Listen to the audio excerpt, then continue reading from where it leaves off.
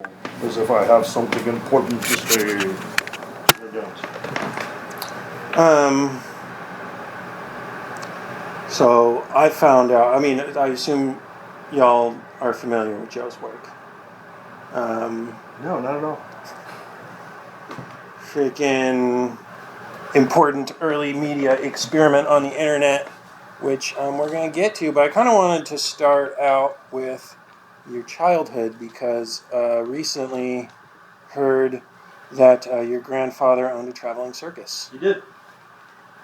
And all of a sudden, so much about you made sense. Yeah. I came to that realization pretty early in life. I was like, oh, I'm just doing what my grandfather did, but like in a new way. So he was owner of a 3-ring circus, one of the last that did not get acquired by Ringling Brothers or one of those biggies. And he kept it till he died, which was 82. And so I spent a lot of summers traveling with him, with my maternal grandfather, my mom's dad. He was gone most of the time, most of the year he was gone. He just wasn't even home. And then he would come home between seasons and just that's when we saw him. And I kind of formed a relationship with him because he was a bit hard to get to know. And then he started taking me with him, like when I got a little bit older. And mostly what I discovered was the reason he was, quote unquote, hard to get to know was most of his children did not speak to him. Because, as I learned when I was about 12, he lived on the road with a mistress. So he was a polyamorist. And my grandmother knew, and she was Catholic and didn't care because he wasn't home. I don't know. I never asked, But all I know was she knew and didn't seem to care. And the kids knew and did seem to care for some reason, morality skipped a generation or something. And then I found out, and then when he figured out that I knew, he kind of what are you going to do about it? I'm like, I don't fucking care. I like her. She's cool. And I like my grandmother too. Can I do that? Yeah, okay. And we were good. So he was an occultist. He was an anarchist. And as soon as he figured out that I was cool and I wasn't going to run home and tell my parents that he was teaching me sadistic, weird things, he started jamming books in my hand. And we got along famously. And like I said, he died of throat cancer when he was about 1982. Yeah, it was about a year or two after I graduated from high school, so 82. Because he always had a pipe in his mouth. And it was inevitable that was going to happen back in the day when nobody was really thinking about that. So yeah, so I started doing shows real early in San Francisco and Santa Cruz even. I was doing these big variety shows, which I was influenced by Hugo Ball's Cabaret Voltaire. I'm like, I want to do an avant-garde variety show. And so I started doing those. And then one day, I went, oh wait, I've become my grandfather. What turned you onto that stuff? Because I was into avant-garde art, and I read about Hugo Ball doing the Cabaret Voltaire. Yeah. And I was like, I want something like that. And I've always been this person who wants something and sees that it's not available and said, fuck it, I will invent it, I will do it, I will make it. And so I'm like, okay, I'm going to make this thing. So I just started doing variety shows and having bands and different, Bob Wilson and I had become friends, so I'd usually have him, what I was doing, and he'd be there and doing a reading or, what he called stand-up philosophy is what he did, which was cool. And I'd have people doing juggling, and I'd bring in food, and I'd basically just build an indoor festival. And then the rave thing started happening right at the end of concurrently with that, and so I just segued right into that because I was already doing it. But your grandfather already connected the radical elements to the performance stuff. Yeah. Oh yeah. Well, see, the circus, unless you've lived around circus people, you might not know this, but The circus is a weird culture of like a very insular family, and so they consider each other like you're my family, and like fuck everybody else. Like it's us against the world because they are essentially very different people that usually the world doesn't look upon favorably unless they're paying to watch you from the stands. Like, oh, put on the clown makeup and dance around, like then you're okay. But like everyday life, they don't want you around. They want you to pack the fuck up and get out and move on to the next town. They just don't like circus people. The circus people don't like noobs, rubes as they're called. They don't like them. And so, it's an interesting family. But once you're accepted, and because I was Charlie's grandson, of course I was accepted. Charlie was my grandfather.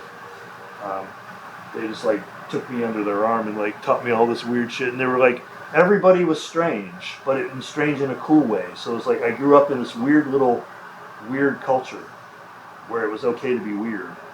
And so I got that very early, like it's okay to be weird. It's kind of a badge of honor to be weird. Like wear your weirdness. And that's where I got that from. So like sword swallowers, bearded ladies. Exactly. Lion tamers, jugglers, fire eaters, like you name it. Contortionists. In fact, the woman that my grandfather lived with on the road was a contortionist. I'm not going to go any further with that. But Nice. Yeah, of course. Yeah, that makes sense. High wire acts, people that rode horses, did horse acts. You name it. Clowns. How Thomas. were they all also, or at least were a percentage of them also occultists and anarchists? From Most of them of some sort, yeah. Or at least occultists, yeah. Everybody was into the like reading the tarot cards and doing the whole thing. So that was an accepted thing. It was like it wasn't weird like it was out here in the real world. We had our own world. So what was your part in it? Were you like a roadie and? Well, yeah, like I was a kid for one thing, so like what I could do was limited because I didn't have the body mass. They shot you out of a cannon. They did not shoot. Well, I did get shot out of the cannon just because I wanted to, because it's not really a cannon; it's a spring. Okay. With a board, and then there's pyrotechnics that go off to make it look like a cannon, but it's really just a giant spring. Yeah. Yeah. Awesome. And so like as soon as I saw what it was, I told Gunther, the guy that ran it, I'm like, shoot me into the net, and then of course the kid, do it again, and he's like, dude, there's only so many times I'm going to do this for you. Well, the pyrotechnics, I mean. He didn't do the pyrotechnics every time, and that's fine. Oh, okay. I just wanted to be shot into the net. Yeah. That was like amazing. So then you started getting into your own. We were talking about experimental theater a little earlier today. Yeah. When you were still in Chicago. Well, that came a little bit later when I got a little older. Yeah. Like I had this weird thing. Like, so I was an avid reader. I read everything I could get my hands on. But of course. Well, yeah. Let's go back. What books was he giving you? He gave me a copy of Parsons' Freedom is a Two-Edged Sword. I don't know where the fuck he got it, but he had a copy of it, a really old copy. And he gave me a copy of that. And then he was giving me Crowley stuff, and he gave me some early Golden Dawn stuff, and he gave me, that kind of stuff, like No Theosophy. He also had a collection of Freemasonic stuff, because he was a Mason and a Shriner. Good. So he gave me a lot of Freemason stuff and that kind of stuff. And so on my own, I was an avid reader, like since I could read. And so I was reading like avidly anything I could get my hands on. And I got into, before I knew about Parsons, I got way into rocketry for some reason. Maybe because I was a child of the '60s, and we all thought we were going to be astronauts. It was the cannon. Huh? It was the cannon. It was the cannon, and the fact that we were watching the astronauts on television. And so I got into Robert Goddard, who was the guy who was the American rocketry person who was doing rockets here while Werner von Braun was doing what he was doing. And I started reading that, and then I remember this was a turning point for me. I used to go through garage sales and like buy these books for a nickel a piece. You know, back then you could like get a whole bag of books for $1. And I was just very quickly, it's because they were closing up this garage sale, and I was like very quickly going through these books and like tie it, throw it in the bag. And I saw this one book and I threw it in the bag. And I got home and I'm like, pulled it out and I'm like, oh, it's not what I thought it was. It's Tropic of Cancer, and I thought it was about astrology. And then I read it. I'm like, holy shit, what is this? Oh my God. And then I got into the beats and I got into all that because of an accidental book that I bought at a garage sale thinking it was, astrology. Because of course by then I was into the occult and I was like, oh, I want more of that. And then I discovered Henry Miller and like my whole life changed. I'm like, this stuff, like this. And then Kerouac, and even picked up Hemingway because of it, and I got way into literature of a certain type of literature, like offbeat literature. Not the stuff they gave me to read in school. Didn't like that. Do you know what kind of anarchism your grandfather was into? Was he actually reading anarchists, or he was? He was reading stuff, but I don't remember. I just remember it was like pretty high level.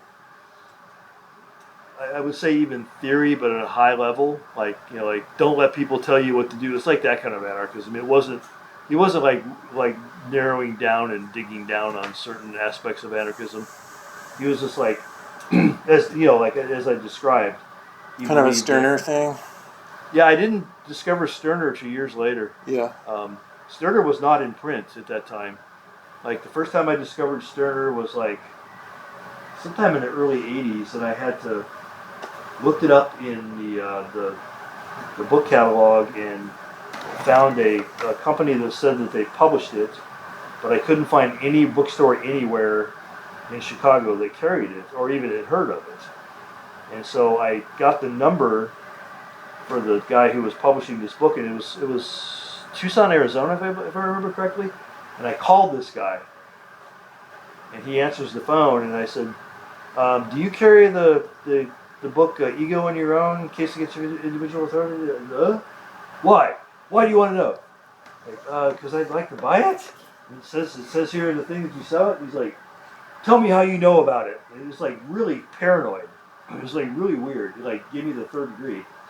And I finally told him, I'm like, well, I heard about it. I don't know what it's about, but it seems interesting to me. The title seems interesting. I know that Sterner was somebody that Marx and Engels actually wrote a refutation of at one point, and so I just want to find out about this book. But if you don't want to sell it to me, dude, he's like, no. How old are you? I told him. He's like, okay, I'll print one up for you. I'm like, print one up for me? He's like, so he had a A.B. Dick offset press in his basement, and he would print to order. You would order the book if he wanted to sell it to you. He was way ahead of his time. Yeah. And he would go downstairs and print this thing on the press and then bind it for you and send it to you. And it was like next to nothing. He charged me like $8 or something. But he's like, my mission is like just to get this book in the hands of people that will appreciate it. I'm like, okay, I guess I will. And I did. But it was like one of the weirdest experiences I've ever had in buying a book. That's right. At first I had to answer 40 questions about why do you want this book. It's like I was buying a bomb. Well, if he's going to turn the lights on in the basement, go down there. Exactly. Yeah. I get it. It takes electricity to run that press. 3-phase, no less. 3-phase power. So, what was your introduction to radical politics then? Or when did you say you started getting into that? Well, I grew up in Chicago, so I was paying attention when I was younger, and the whole thing went down. Many things went down in Chicago, and I was like witness to some of it, and so I was like checking that out, and I was hanging out with kids that were older than me. Like I was hanging out with like high school kids, like keeping me around as like their mascot for some reason. Like, oh, this kid reads, it's like keep him around. So I was hanging out with older people who thought it was cute that I read Henry Miller and things like that. So like, they hipped me to what was going on politically. So the first the first like introduction was like hippie anarchism, you know. So you when did Bob Wilson and Robert Shea had that little the Democrat or Republican convention or something? Democratic It would convention, have been in the Democratic convention. 70s. Yeah, it was in the 70s. Yeah. So you And then would have been Ginsburg was there at Lincoln Park, and like all of that stuff was going down, and I was like seeing that at least on television. yeah. Like, oh, that's going on in my city. Like, I know where that is. Like, right down the street. I play there sometimes. You would have been in middle school. Yeah, yeah. I was young, Yeah. but I was, like I said, I was hanging out with people that were having conversations in front of me that most people probably weren't hearing at my age. What were they reading? I don't know what they were reading. I was reading what I was reading. I didn't keep up with what they were reading. Yeah. They didn't stick anything in my hands. Yeah. Yeah. They were probably hiding their drugs from me too. Oh, that's good of them. Yeah. Yeah. Well, I mean, I wouldn't have done them. I might have, but I think they were just like, don't talk about drugs in front of the kid, kind of thing. Let your brain develop. Yeah. Well, they were probably worried about I wouldn't know better than to say something. Yeah. So when did zines come into your life, or mail art, or what was the... Well, that happened in the 80s. So, got into the punk rock thing. Got into improv theater in Chicago. And then started getting into like weird avant-garde art. And through that came into contact with the mail art scene, which was happening because of the Xerox explosion. So like all of a sudden there's these machines that became publicly available that you could become your own publisher, essentially. And people started making posters because I was in bands, and I was making my own posters, and I was making Xerox art, and then I was writing like weird manifestos and handing them out for free on the street corners, and it was like all this like started kind of happening because Xerox machines became accessible, and then I had a friend who worked in a 24-hour copy shop who let me go in there about midnight and zero out the. Do you remember those counters? Anybody remember those? You put the counter in the thing, and so I'd just sit there and run off the copies, and then I'd take it to him, and he'd hit the thing and zero it out, and I'd walk out with a bundle of copies of paper or stuff. It could be anything. It was like I wrote poetry and bound little books and gave them away, and made posters for my bands and my friends' bands, and sometimes I did poster art where I just wrote stuff on posters and left it around on the walls, and like we pasted it everywhere. It was just like became like this. All of a sudden, you were your own publisher. You could just do whatever you wanted, and, make art. And so I started making art, and then I can't even remember. I ran across something. Somebody gave it to me. Probably Dan. Dan Burke, really old friend of mine, who has a band in Chicago called Illusion of Safety. That's a good name. And he has a record label called Complacency. He's had it since the early '80s, and I think he might have given me an envelope with a bunch of addresses. Yeah, it's coming back to me now. So before the mail art thing, the industrial music scene, and I'm not talking about Nine Inch Nails. I'm talking about like Pile of Cows and Nurse's Wound and Throbbing Gristle and that era. There was a whole tape scene where people would like home studio tape things, and so it was basically like ambient noise. We called it industrial, and then you would send your tape to like 5 people on this list, and then they would like send you their tapes. So everybody was trading tapes in the mail, and then along with that, people started including art, and so like this art scene happened, and then there was a group in Madison, Wisconsin. It was just north of Chicago, called Zazaziel Endarchy, and they were part of the Dreamtime Village, if anybody knows the Dreamtime Village. And they had they had found, forgot we're recording, they had liberated Xerox machines, that's better, and they had a barn in this farm that they had bought in foreclosure. and they filled this thing with Xerox machines, and people were just like in there all the time making Xerox art. And you could go there and like make Xerox art with their Xerox machines, and they had a mailing list, and it was like huge. It was worldwide, and so they started sending stuff out. And so I got on that list. I'm pretty sure I got on that list through the tape culture thing, but one way or another, I ended up on that list. And I started getting like all this cool stuff pouring through my door, through my mailbox. And one of the things I got was this thing called Anarchy, the Broadsheets.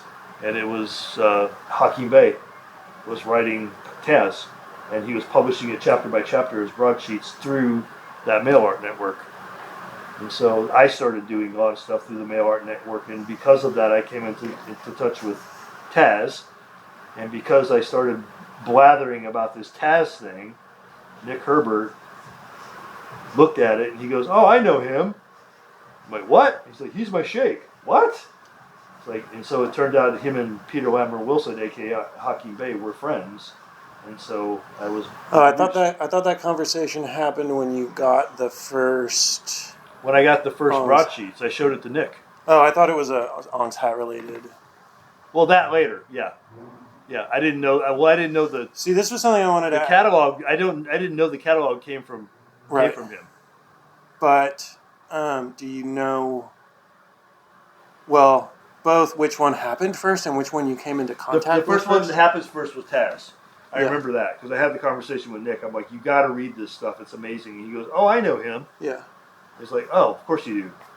Okay. And then later, I showed him the catalog. He's like, "Well, that's Peter Wilson." I'm like, "Hakim Bey?" He's like, "Yeah." I'm like, God damn, like everything's connected. So yeah, Nick was a good gateway drug for all of that stuff because he introduced me to a lot of people as well. Because Nick used to come over, because I left Chicago and I went to Santa Cruz. Right, but so before you left Chicago, you were already turned on to like Illuminatus. Yep. And had you already gotten some Taz in the mail yet? Or? I was getting like what would become Taz. I don't think it was called Taz at the time. Right. Yeah, it was like the broadsheets of ontological anarchy or something. Yeah, so I was getting this stuff in the mail through the Zazaziel Anarchy mail list and other mail lists. And another thing I've always also wondered is like how much. And this stuff all piles up in your brain after a while, but like it's around the same time because when that was happening, that's about the time I decided to move to California. Yeah, I know Bob Wilson was publishing in some sort of like hippie periodicals. Yeah. But like, was he? I mean, that was kind of different than the mail art zine thing, right? Like, yeah. I read Illuminatus. I read Cosmic Trigger first. I'm sorry. I was looking for Illuminatus, and I found Cosmic Trigger because the library didn't have Illuminatus because obviously it was stolen. And I did eventually find it. I met Bob in Chicago before I left for California. So we met at a Zen Center where he was giving a talk. He bummed a cigarette from me and then made me promise I would never tell Arlen, his wife, that he was smoking because he was supposed to have stopped. And we started talking, and he said, you should really move to California because I was like throwing all these ideas at him, and he's like, you should just move to California and do all these things. And so, yeah, okay, sure. He was living in Los Angeles at the time. And so I started running into the Discordian stuff through the mail art list. And then right about that time also, Church of the Subgenius, which I was already familiar with because they were doing devivals in Chicago. And so they had just published High Weirdness by Mail. And I went through that and wrote every single address in that book, which was a lot, and sent them $2 or a SASE, stamped envelope, or whatever they asked for. And then, for the next couple of months, like just all this bizarre mail was just pouring through my mail slot, which was like the intention. I wanted to be flooded with mail, with weird mail. And so they were sending me that, and then I got on other mail lists because of that. And next thing I know, I'm like on 100 mail lists. I'm like sending stuff out and getting stuff, and it was like a lot of fun. It was a lot of fun. It was very active.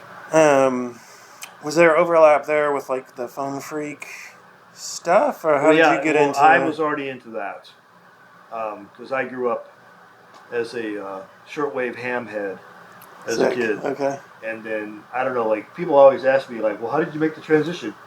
There was no transition. Like everybody that was into ham and shortwave, Right. as soon as home computers Yeah, became yeah. a thing, they were into it. Yeah. Because they were gearheads. Like everybody was electronic heads. But weren't the original blue boxes like basically distributed through the mail? Yeah. Mail art style? Well, not mail art style. You could get it, or you could get the plans for making a blue box. Basically, the the blue box was a way to make long distance phone calls for free. Right. And if you don't remember, there used to be this thing called long distance. And if you talk to people outside of your area code, it costs you a hell of a fucking lot of money. Let's put it that way. And so people came up with the idea of like these tunnel boxes that could freak the system, and you could make a phone call, and you could make a phone call for free, basically. You could even do it on a payphone. I had one that you could actually simulated the tones, and it would sound like I was putting quarters in the payphone, and I wasn't. So yeah, I was a phone freak. I guess the statute of limitations is up on that, so I phone freaked all the time. I got way into early computers, and then in 1989 I got a modem, and I dialed into my first bulletin board system. So you were already messing around with computers before you left? Yeah, oh yeah. Chicago. Oh yeah. Yeah, for a couple years I'd been already messing with computers. What about the theater shit you were doing there? And the theater thing. So basically, I dated this woman whose dad was best friends with Del Close. And because of him, I met Del Close. And Del Close was the guy that trained everybody at Second City in improv. Del Close was also, not very many people knew this, a member of the Golden Dawn. And he used Golden Dawn techniques to teach people like Belushi and Aykroyd how to do improv. Telesmata, like envision something in your mind, like all these exercises he developed out of Golden Dawn systems. And so he was teaching people Golden Dawn systems of magic without telling them, because he didn't want to freak them out, but that's what he was using as the basis for his improv classes. So, little aside, I told, there's a Del Close, when I lived in Los Angeles, there was a Del Close theater that they opened up on Hollywood Boulevard in remembrance of him, because he is the father of American improv. And I told the theater owner there, I said, you know, like we talked just like I was talking now. I told him that story, and he's like, he didn't believe me. I'm like, I took him over. I'm like, see that big oil painting of Del on the wall? I'm like, yeah, look what's on his finger. He looked, he's like, that's a pentagram. I'm like, yeah, dude, he was a pagan. He just didn't wear it on his sleeve. He wore it on his finger.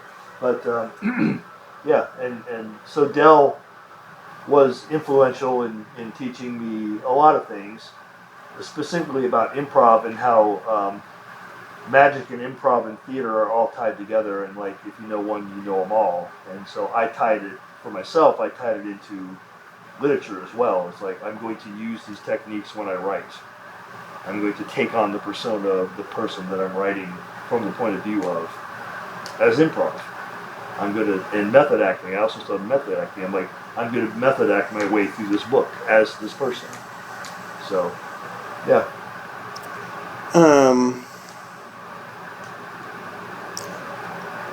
Were most of his influences Golden Dawn stuff? Like it was all Mathers and Crowley. No, it was Golden Dawn, and base? also he was into like the pre-Gardnerian, not Wiccan, but like real pagan. Okay. Yeah, like earth magic pagan.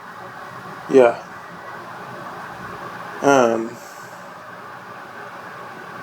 Because the Wiccan stuff, the Gardnerian stuff, is like, if it works for you, it works for you, but it's iffy.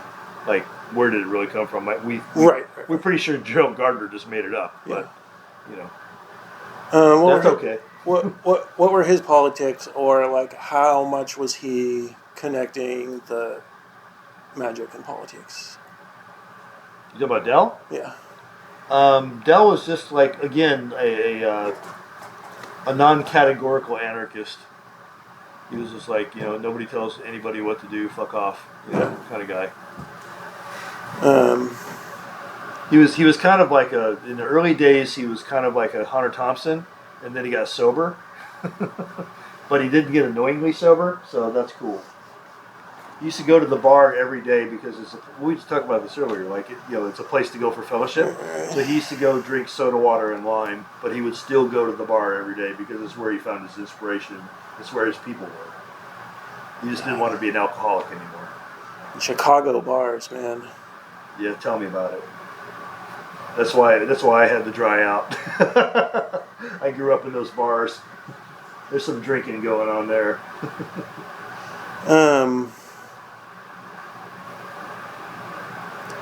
So, one of the...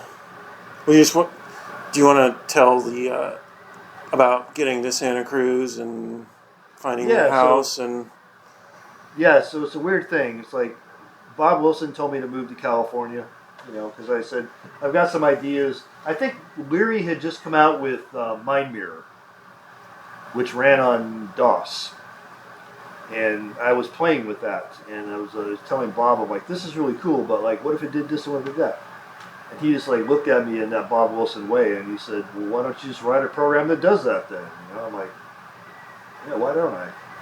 He's like, you sound like you should move to California, which is a weird thing for him to say, but he said it. And then through a series of events, I finally just said, you know what, I'm going to move to the California San Francisco Bay Area, because I think that's everything I'm reading says that there's a scene out there. In Mondo 2000, well, first it started out, it was called High Frontiers, and I found out about them through the mail art scene, and I subscribed to High Frontiers, and I was like, all this stuff that's going on, like Philip K. Dick I was reading at the time is like everything was in Berkeley. High Frontiers was coming out of Berkeley. I started to get into like the early Mac systems, and like all that was like the BMUG, the Berkeley Mac user group. So I told my girlfriend, I'm like, we should move to Berkeley. And she was wacky artist like me, and she's like, sure. Like, she didn't even think about it. She's like, okay, let's do it. So me and her and the cat got in the car, and off we went to California. Like, we didn't know anybody. We didn't know what we were going to do. We just like got rid of all our furniture. I packed up a car top carrier full of books, some clothes in the back, and off we went. And I went to Big Sur first. We followed Route 66. We made a trip of it. And we followed the old Route 66 because, of course, me being a Kerouac head, I had to do that. And then we went all the way to Santa Monica. And then we did around LA a little bit. And then we started to go up the coast on one. And I had to stop and see the Henry Miller Museum, and I had to stop and see the cabin that Kerouac wrote Big Sur in, Ferlinghetti's cabin. And then stopped for gasoline a little farther north than that, on my way to Berkeley, and stopped in this little town that I'd never heard of ever in my life called Santa Cruz. And I said, well, let's get some gas and let's get some coffee. So we got the gas and we were looking for coffee, and I saw this coffee shop and it had a picture of J.R. Bob Dobbs hanging on the door, and I'm like, that must be the place we got to go. This was like 89 or 88, 89. So yeah, that's where we got to go. They know about Bob. We got to go there. Give him our money. And I went in there and I ended up hanging out in this coffee shop with these crazy people who were telling me, you don't want to go to Berkeley. You want to stay here. This is where it's at. Everybody left Berkeley. Berkeley was cool, but it's not cool anymore. Everybody came here. And they took me around walking downtown. He was right. It was like weird. It was like there was street performers on this. This is before the earthquake, and it was like street performers, and it's like people reading poetry. It was just like this weird hippie Ren Fest. It was going on 24/7 in this little town. What was there? Town. There's a famous bookstore. Logos. Yeah. Were they open at the time? Yeah. They've been there forever. They're gone now, but they were there for a long time. that was a 3-story bookstore. Like they had everything. Yeah. And it was And they were weirdos too. They were weirdos. It's like I met like this person walked me around town who was a weirdo and introduced me to all his weirdo friends. And I'm like, I think this is where we're supposed to be. So we go over the hill and we get a hotel room, like because back then you could get like these weekly hotels by the beach, and they were like $100, and it came with a kitchenette. You know, it's like, well, okay. So we got a hotel room and we looked for an apartment, and just around the corner there on the beach hill overlooking the boardwalk, we found an apartment. And so we rented it. And it was $300, second story, overlooking the beach and with an unobstructed view of the Monterey Bay for $300. 2-bedroom with a deck. Not going to find that in California these days, but like back then you could. This is before .com, so you could do that. And we moved in, got all settled, and I'm sitting out on the deck one day, like a couple of days, been there for a couple of days. And I look over my deck, and like the people, us on the second floor, we had decks. People on the first floor had like gardens, you know. They had earth. We just had a deck, but the deck was cool. And I look over and I see this elderly lady down there doing Tai Chi. Oh, that's interesting. I said, hey, I'm your new neighbor. She's like, oh, come on down. Meet us. We'll meet. I go down there and meet her. And the guy from upstairs comes down because they, like, this apartment building, I'll tell you about it in a second, but, like, basically there were no doors. It's like, there were doors, but, like, nobody paid attention. Like, people would just walk into your house and it was all cool. You could walk into anybody's apartment. Like, it was all one big building that we just kind of shared, these apartments. And if you wanted privacy, you closed your door. And she introduced herself, and I got to know her, and she's like, she was the secretary at Millbrook for Timothy Leary. Her name was Nina Gerboy. And we started talking, and she's like, she knows John Lilly, she knew Timothy Leary, and then she told me she knew Bob Wilson. I'm like, I know Bob Wilson. She's like, oh, he's moving back here to Santa Cruz because his kids live here. I'm like, what? I didn't know anything about his kids. I knew he had kids from reading about him, but I didn't know he had kids in Santa Cruz because I didn't even know Santa Cruz existed. So I ended up in this building full of these people who were friends with Leary, Alpert, Wilson, Albert Hoffman, like all these different, Gordon Wasson, like all these people ended up, the McKenna brothers, all these people came through our building whenever they were in Northern California because it was like this mecca of like all these people lived in this building. I had no idea when I moved into this apartment that's what I was moving into. So I found Santa Cruz through serendipity, and I found the building through serendipity. And it was exactly where I wanted to be with the kind of people I was looking for. They were already there. They were waiting for me, so to speak. And yeah, that's what I moved into. So like, boom, like, Nina knew everybody. She was my gateway drug. Ginsberg used to come through and stay there. She literally knew everybody. I met Diane DePrima through her, who I ended up becoming really, really good friends with. Hey, we have somebody else. Hi. Oh, hey. What's your name? I'm Craig. Hey, Craig. Oh, he owns the place. Runs the place. Okay. Run the place. So anyway, 321 2nd Street, I think was the address. It was on the beach hill. Peter Stafford used to come by. I mean, literally, like everybody that was anybody in the psychedelic scene came to that building. And I had no earthly idea that that building or that town even existed. I just landed there by accident. So I felt like, that's what I was supposed to do. And people have asked me, like, what were you doing? And I said, basically, I was throwing a Hail Mary. Like, I knew I was done with Chicago. Like, I love Chicago. Don't get me wrong. It's a great art town. It's a great food town. When I was young, it was a great town. But for me as an artist, I'm like, I'm done with this. I need to go on to the next thing. And all the stuff I was reading, everything I wanted to be involved with was happening in Northern California, around San Francisco Bay Area. And so I just kind of, went out there without knowing anybody or where I was going. So like the thing about Hail Mary, if you know football, is you're backed up. You know, you've got one play, you've got 99 yards to go, and you just throw the ball as hard as you can in that direction. You just pray to Mary that there's somebody down there to catch it. That's what I did with my life. I'm just like, I'm going to California. Who do you know? Not a person. Nobody. Where are you going? Not a clue. Don't know. What are you going to do when you get there? Don't know. Just going to go.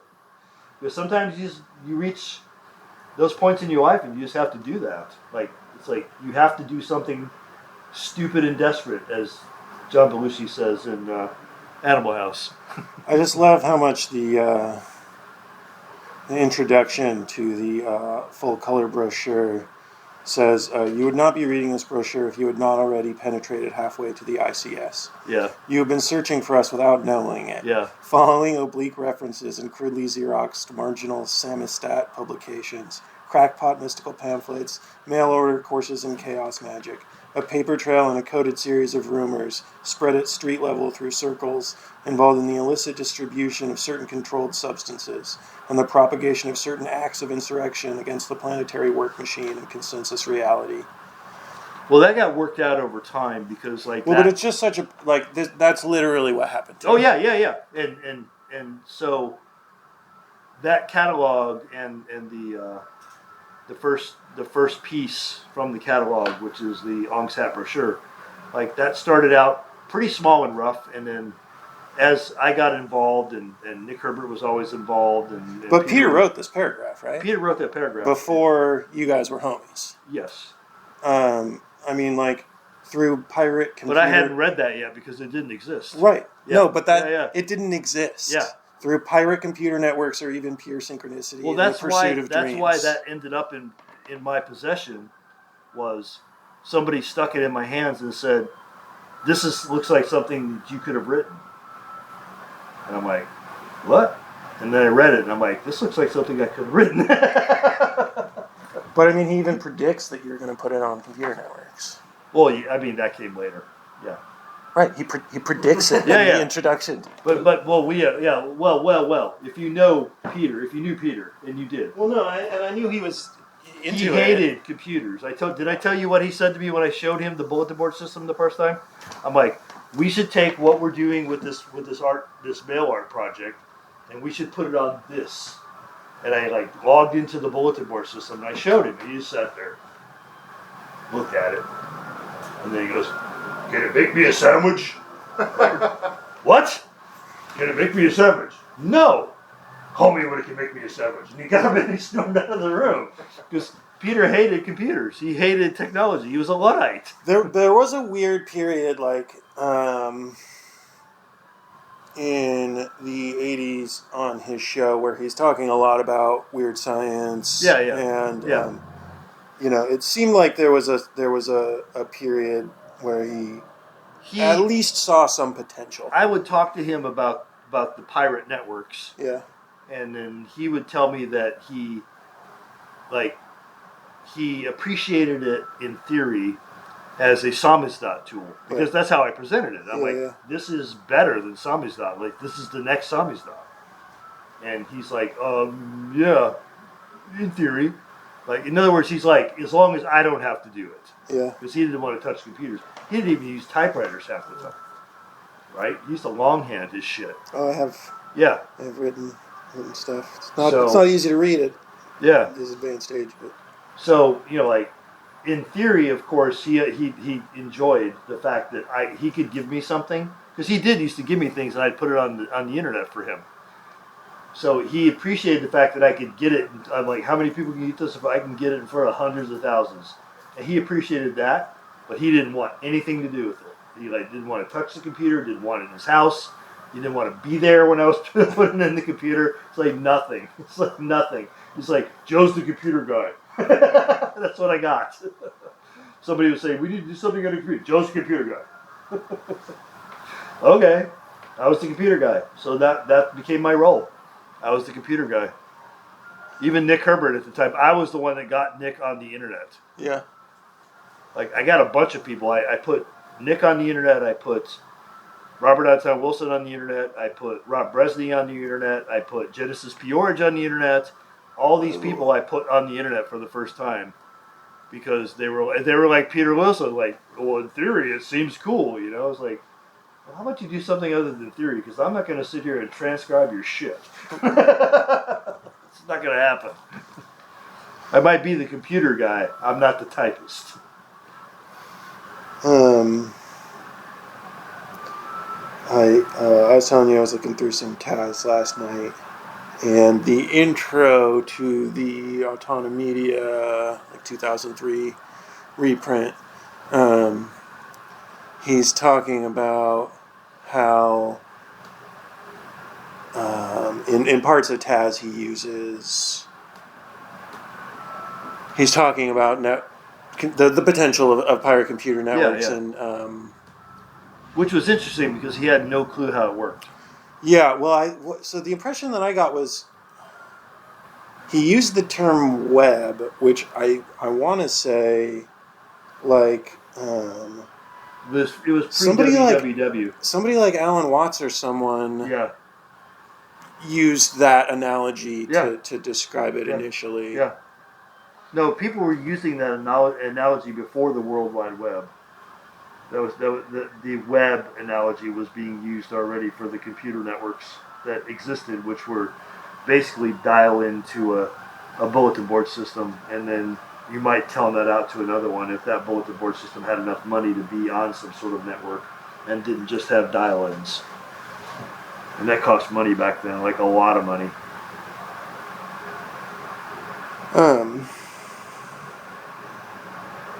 What sort of overlaps did you see between, like, the culture of the mail art stuff and the early message board? It was just exactly like the bleed over, the dovetail between. I'm looking for a cough drop. A dovetail between the bulletin board systems and the cultures and the people that were on ham and shortwave. Like, I met some of the very people I knew in the shortwave community on bulletin board systems. I found out about bulletin board systems because people from that genre were telling me that there's this new thing. It's like it's kind of like ham, but it's like the next ham, but it uses computers, and they use these devices called modems, and they dial up and down. I'm like, what? I checked it out, and yeah, it was right. It was like a lot of crossover. In fact, I was talking about this the other day. There was a guy who was a very popular shortwave broadcaster who also got into the early bulletin board systems. He even hosted one. And then he got a radio show. His name was Art Bell. And he had the other thing that we all had. There was an interest in weird stuff. So Art was like right there with us, like in the early days. Like I remember Art from like shortwave days. And then he had a bulletin board system and a radio show. And he was doing UFO stuff. He was like the one breaking those stories. Where was he out of again? Pahrump, Nevada. Like originally Las Vegas, but then he moved just outside of Las Vegas to a town that's notorious for the houses of ill repute. Pahrump, Nevada. Oh, tight. For some reason, I thought he was in Ohio or something. No. He started in Vegas.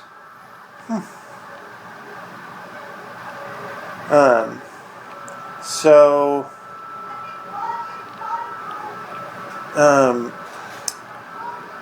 what are those like community fictions in the zine? You know, where you like start the story and you mail it off, and other people. Oh yeah, the Exquisite Corpse. Yeah. Yeah. Yeah, there was a lot of that going on too. Like everybody that was in this scene was into like fringe stuff.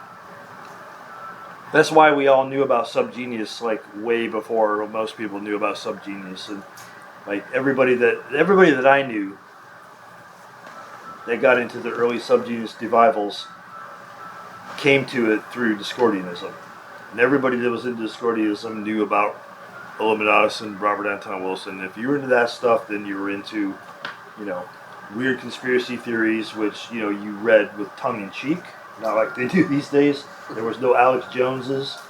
We all read that stuff and laughed, and we were into just like weird stuff. We just like collecting and observing and interacting with weird stuff.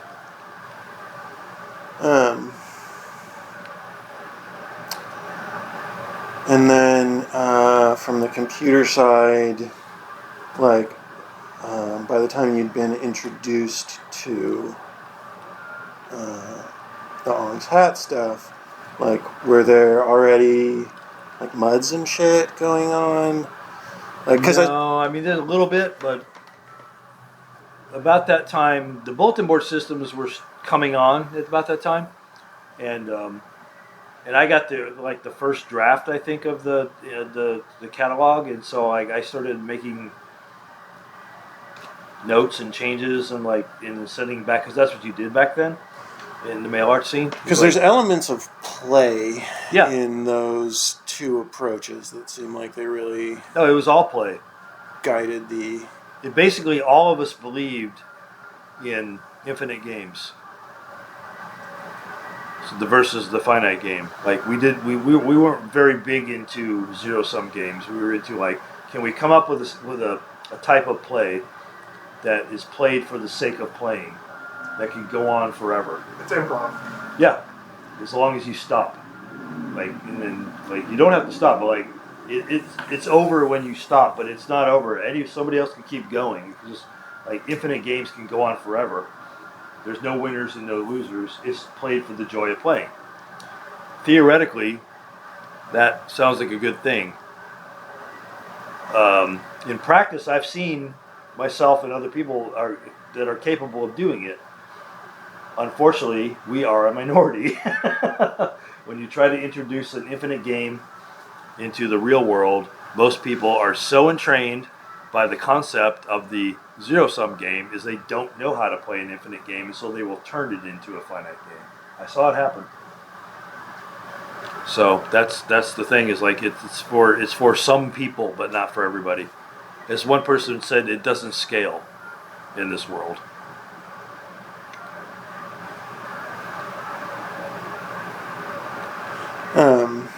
But you're right. It's there's a lot of play there. It's about play. Yeah. Improv, man. My boss is. I've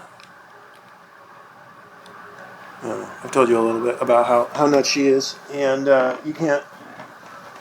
I work for this weird attorney, and she when I was reading Homo Ludens, we were talking about it. Yeah. And she was saying that a lot of people on the right read Homo Ludens and don't understand it. I don't know. I would kind of assume, but that book was on all our shelves at that time. Yeah, that was a big book for me. Yeah. Yeah. The idea that a Steve Bannon or some nut like that is also into. Well, I mean, when I started to do the first iteration of what became an alternate reality game, I did not have that name at the time. I called it the Living Book Project. I was trying to do an infinite game. I was trying to do a zero-sum game, or a non-zero-sum game. And what I discovered was there are a few people that figured it out and dropped right in and started playing. But then there's a lot of people that became frustrated with the fact that it wasn't a zero-sum game. And so when we would try to explain to them that it's not a zero-sum game, they would think we were fucking with them, and that's part of the zero-sum game. And they had to figure out why we were telling them that it wasn't as it's and then it just really sunk in on me. It took a while, but it was 2 years, and then I was like, oh wait, these people are not capable of doing this. And it's not because they're bad people or anything else. They're just not. They just don't have it. They don't have the background. Yeah. Leary was using the language of games. Yep. Pretty strongly for a second. Yep. Did his take influence you? Oh, absolutely. Yeah, I was very influenced by Larry. In fact, the whole thing about the networking of computers and using that new frontier, it was like that came from people like Timothy Leary and Bob Wilson and even Terence McKenna, like preaching that gospel. Yeah, I mean, I think Leary was definitely like um, way over the top positive about it Of course, we all from were. the Dude, beginning. we all were. We Yeah, all were. I literally I drank the Kool-Aid, yeah, right? And if you would have talked to me between 1988 and 19 or in 2006, right. Yeah, yeah, yeah, because that's when I finally went, fuck this. yeah. I'm out of here. But I held out for a while. But we all really thought that we were creating a new way to communicate that would help everybody to bypass things like, um, you know,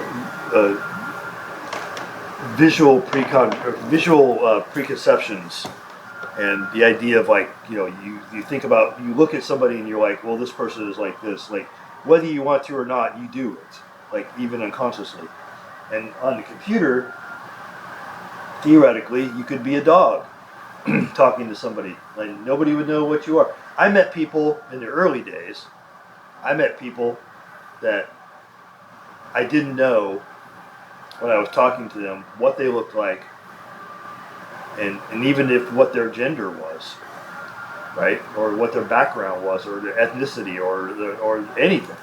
And then I finally would meet them in real life, and I'd be like, wow, I didn't see that coming, But like I got to know them before, and I think that was a good tool, because I don't tend to do that, but I do. I know people like, we all do it on some level. So I'm not saying I don't do it, but like I tend to do it less because I grew up in, a family of freaks. So I learned to judge much less harshly than most people.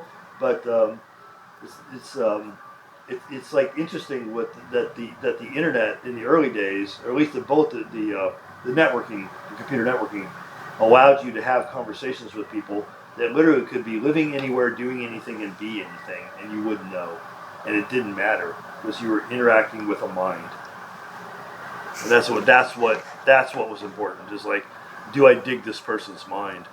Do we get along?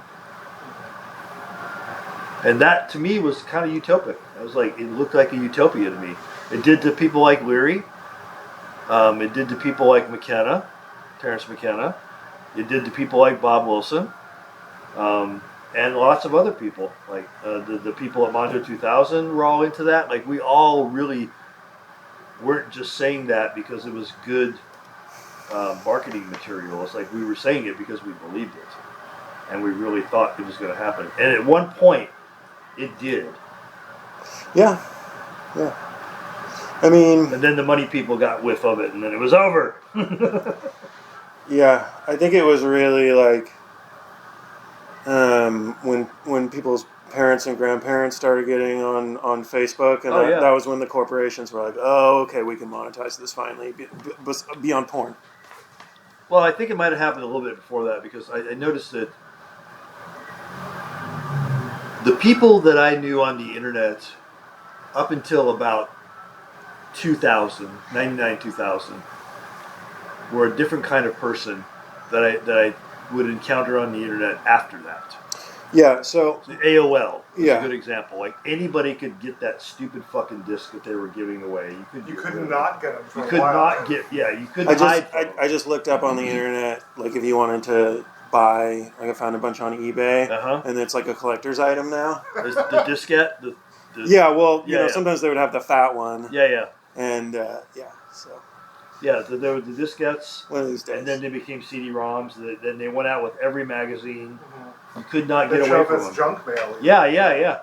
I even like made a sculpture out of like the AOL CDs, because like I was getting so many of them. So, yeah, I mean, but there was a brief period of time, like in the early days, like I'm going to say 93 through 98ish, when there was a barrier to entry. there was a barrier to entry. Yeah. So there's a period between, I want to say, 99 and, I don't know, 2005, 2006. Yeah. Yeah. When... Well, I shut down the Ong's Tap project in 2001. In August 2001, I said enough. Okay. Even by then, yeah, like, we got to get into that. But even by then, like, Here Comes Everybody was there was getting this, on my nerves. Like, this was when me and Bim and everyone our age was like first allowed internet access, and we're doing AOL Instant Messenger and stuff, and it wasn't, the good old days. But there was also... There were remnants of it. There was a lawlessness still, for sure, during that period. Like, I like to say that my first couple of girlfriends were probably adult men, that I met on these chat rooms on the internet. And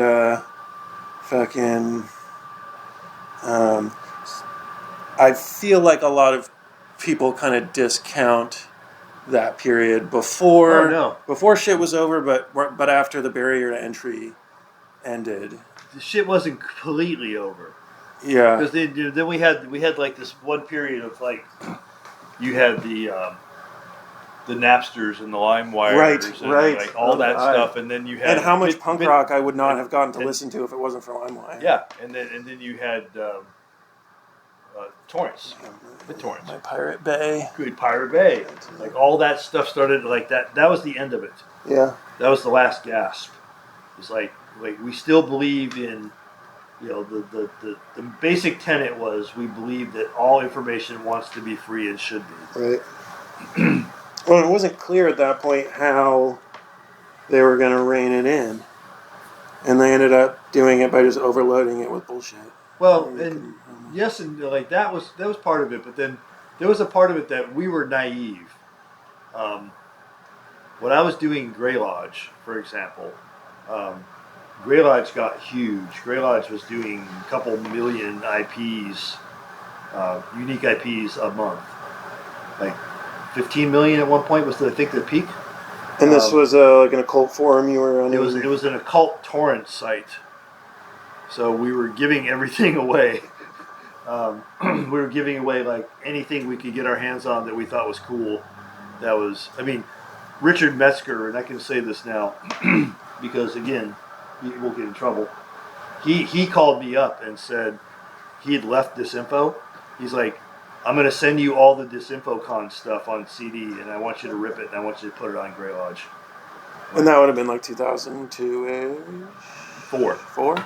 I'm like, well, I hate to tell you, but it's already done. I was getting ready to put it up. I stole that shit before you gave me permission, dude. Because we were getting ready to do it, but then he's like out of the blue said, I want my stuff to be on there. It was like, cool. Because we were doing numbers. We were doing like serious numbers. And the approach to that was I found things that were in gray areas. Like, a good example, the Otto Preminger's 23 Skidoo, the movie. It was like nobody understood like who owned it anymore. Because this happens in Hollywood. Like the director dies, the producer dies, the family is not around anymore, nobody knows who owns the rights, and these things go into like these limbos. And so I started doing research into like what are cool movies that are in limbo. And I'd find them, and then I'd go get them somewhere. I'd like buy either a celluloid or, a Betamax tape or like something. I'd get like a Digibeta tape or something, and then I had a studio at home, and I'd encode it, and I'd put it up and put it on Grey Lodge.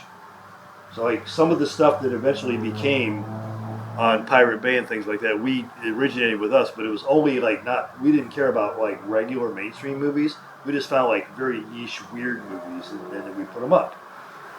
And so, what killed us was there's a Wall Street Journal article that got written about us because we were putting all this weird, cool occult film art online, and we thought that was cool.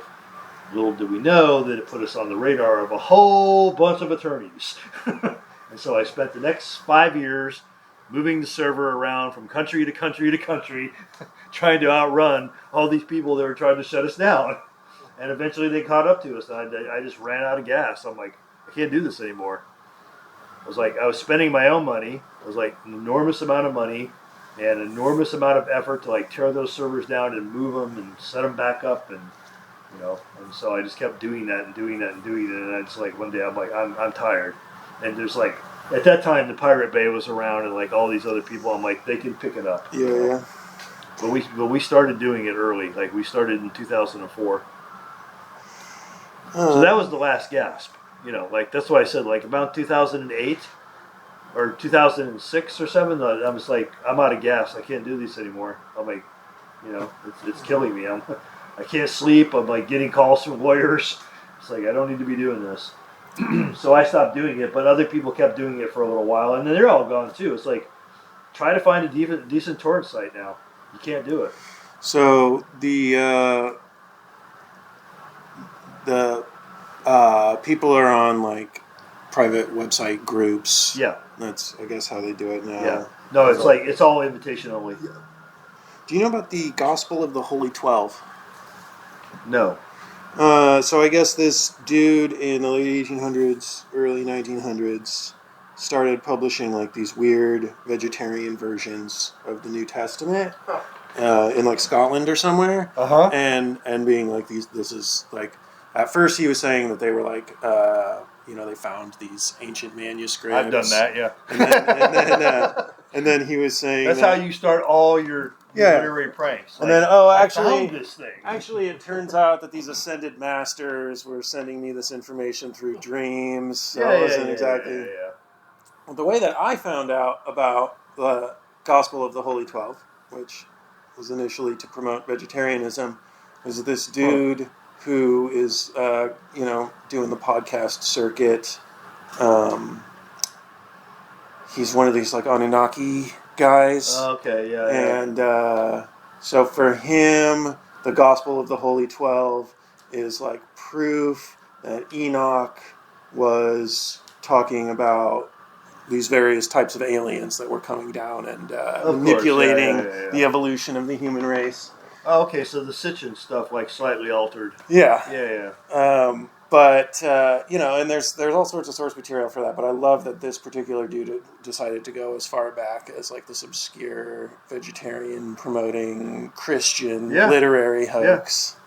Yeah. And that's how it always starts. Like before all of this started, I used to do college radio and small independent community radio. And I did a thing where I was going around these radio stations and doing interviews about a document that I had found, again, that was given to me by somebody who had found it in the Vatican Library, a trope that's used a lot, and that it had to do with the lost years of Christ, and that Christ ran away and joined a circus where he learned all the magic that he did. Like how to walk on water, how to turn water into wine. Did he get shot out of a cannon at one point? He didn't get shot out of a cannon. He should have, but he didn't. But yeah, like it was called the Epistle of Joram the Juggler. It was like written. It was like a guy who from the circus who wrote this epistle of like there was this kid that showed up and God, he was a good magician. And people bought it. People like had me on their show. And that's when the light went off over my head. I'm like, I could do pretty much anything I want to do. So when I saw this weird connection, how much the initial intent of the Gospel of the Holy 12 had been at this point to where it's used for like this fun alien stuff. Yeah. It obviously made me think about Ong's hat. Or any number of things, but yeah. Or any number of things. Well, there's also like Discordianism. There's a historical context in which literary fiction can exist. Yeah. And before basically like the church institutionalizes, there isn't enough of a distinction between like fact and mythology for literary hoax to like be a thing. But I think there is. I just don't think it was fleshed out. Excuse me, quite enough. Because one thing I discovered in creating, and this is informed my writing process to this day, right? It's basically you come up with an idea, you come up with a way to express that idea through a framework. The framework being a good example of the framework is things like the Incunabula catalog. That's not something we made up. It's like if you look at Borges, I mean that's what he was always doing. He was always coming up with this framework, and so you fill in just enough of the framework to get people in the direction, but you leave enough slack in the framework that they can fill in the slack with their ideas. And so that makes a strong neural connection. Like they bond to that, like because they have an aha moment. Like you give them the space to have the aha moment, and they will have it. And every person reading the thing that you've done will have their own aha moment. So not only is it binding on a neurological level, it's personalized, and so you get new ideas. It's like it's a birthplace for new ideas because everybody that reads it a different way, and they fill in something else on their own. Like, oh, that's just like when I was 14. Like what a synchronicity! Like, and they have synchronicities around it because they're filling that in. And a synchronicity has to be personalized. It has to be personal to be powerful, right? It has to be. You have to fill that in. It's like I could have a synchronicity right now that would mean absolutely nothing to everybody in this room except for me. Like I could look behind you and see that book, and the fact that that cover in that book reminded me of a painting that I saw when I was 12. You know what I mean? It's like you can't go on that journey with me. Only I can go on that journey because that's my journey. And so if you build your narratives with those spaces, you leave silences, they will fill it in with their own thing. And so it's more personal for them, and it's more fun for you because you start to do it after you do it enough times. You find something where it's tied into the reality. Like good example, Incunabula catalog. All those books are not real, right? But some of them are, and some of them are real. And like Nick Herbert's books, like we have like one or two books by Nick that Nick wrote, and we have a couple books that Nick did not write, but very well could have. And so people have come to me over the years and pointed out books that I know were made up, but they swear to me that they saw those books when they were in Malaysia, or that like they know where those books are in a library in Malaysia, or like etc. Like people seriously come to me and say that. They have like they have the Nelson Mandela moment, you know. It's like they're like, no, that book really exists. I saw it in the library. It's like okay, you know. Or even better, like when people come to me and tell me the Ong's Hat legend is real. Like people that like, I grew up in that area, man. I know there was like these soldiers that landed from the helicopters that came down on the road, the repeller ropes, and they didn't have any insignia on. It's like okay, sure. Because there is things that happened out there, like, and they're conflating these things with like what they've just read, and with something that happened when they were a kid, or they were told about when they were a kid, and now they're like, okay, that really happened, and that's cool, that's fine, that's all right. That's what it's for. That's why it's constructed the way it's constructed. But like none of us made this up. It was like a conglomerate of all these things that we all learned over the years as artists. And then, like, I often say this to people, like, the Ong's Hat project was all of us putting all of our skills together in a Swiss Army knife. It was our Swiss Army knife. And, like, I launched it into the world, because that was my job, get it in front of the world. And so, okay.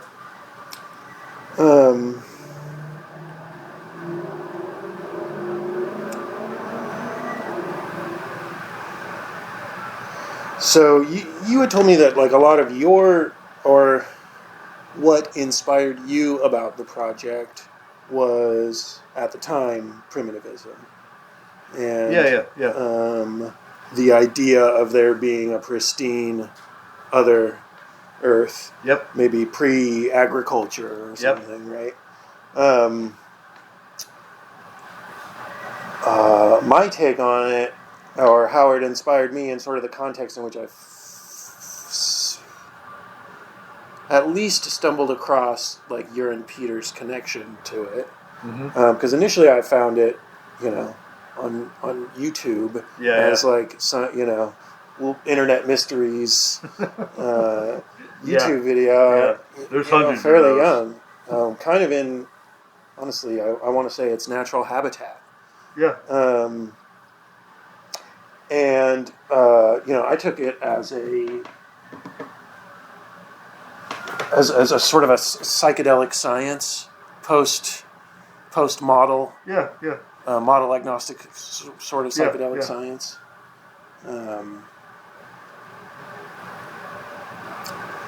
I wonder, my impression was that Peter was sort of just trying to sneak in these, all the full range of ideas in the, from Tantra to psychedelics to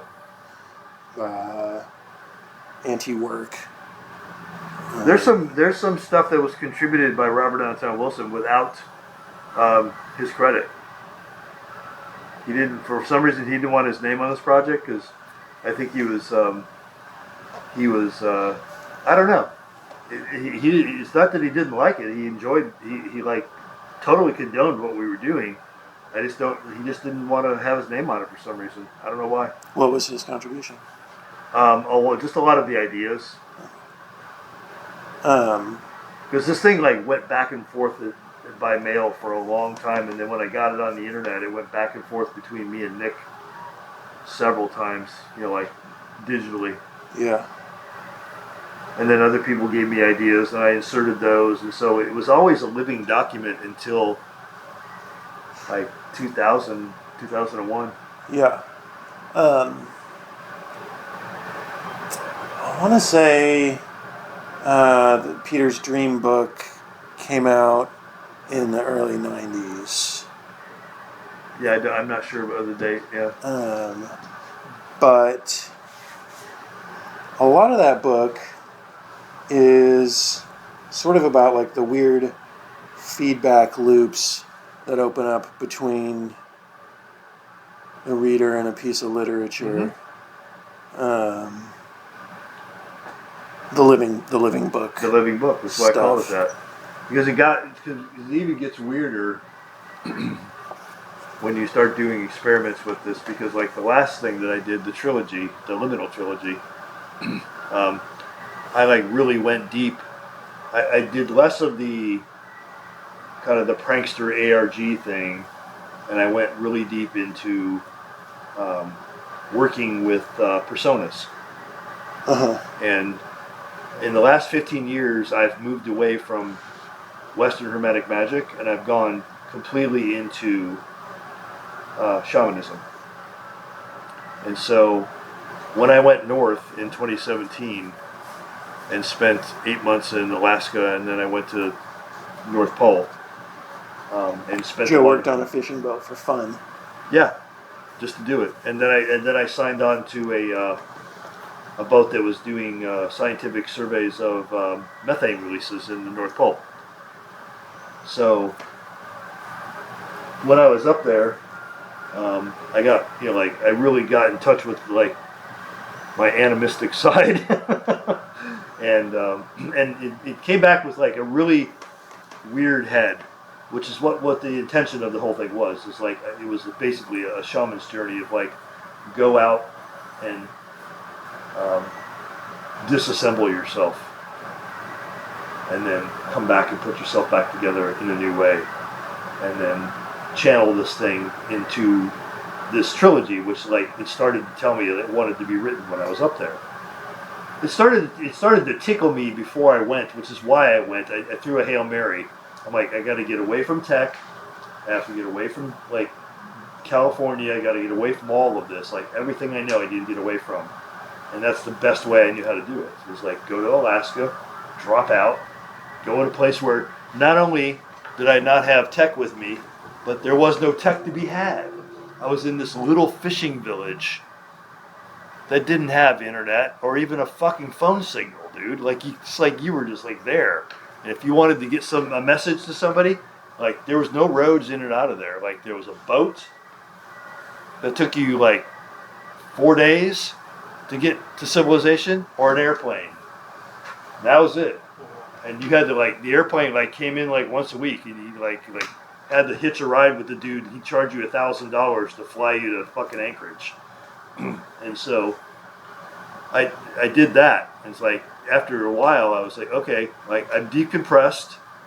Like, you know, like I'm living with bears, literally. Like bears are coming to where the fish are, because that's what they do. So I'm living with bears and reindeer and mostly native Alaskans, as they like to be called.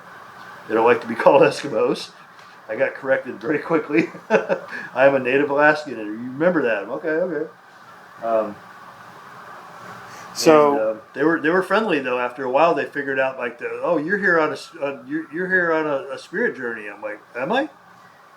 Yeah, that's what you're doing. Okay, if you say so. And so they got really friendly with me and started showing me things, and like it became the journey that I went after without meaning to. but it wasn't just like the deprivation; it was also It was all of that. their relationship to. It was their relationship to the land, them teaching me the relationship to the land, my deprivation of sleep, the fact that I was there for the dark time. So if you've ever done that, I don't know if you've ever done that. If you've never done that, it's like shit gets weird in your head after a couple of weeks of like the sun never comes up. It's like I go to bed and it's dark, I wake up and it's dark, and it's dark all day, and I go to bed. It's like, and then you still, after a while you're like, is it day or night? It's like, what was going on? And you're like floating around on a boat. Yeah, it's like gets to your head, and so I came back from that, and I like flew into Seattle, and then I got on a train. I rode a train to LA, and then I got off the train, and my friend Beth had gone to South Africa to shoot a pilot because she's an aspiring actor. And, not to murder someone who flies a plane. That was literally the first thing that I thought. Sorry. And so she gave me her cottage to watch for a couple months, and I just I sat down. I talked to I told you my friend Dimitri, like that people like that I talked to, and I was talking to them. I was just like, who are these people and where am I? I'm in LA, and even though I'm on a hillside in Pacific Palisades, I'm like, where the fuck am I? And who are these people? You know, like I was like so out to lunch. I was gone. And I just sat down and opened my computer, which I hadn't seen in 8 months, and all of a sudden I started typing. It was like this voice, and I just typed and typed and typed and typed, and now there's the Liminal trilogy.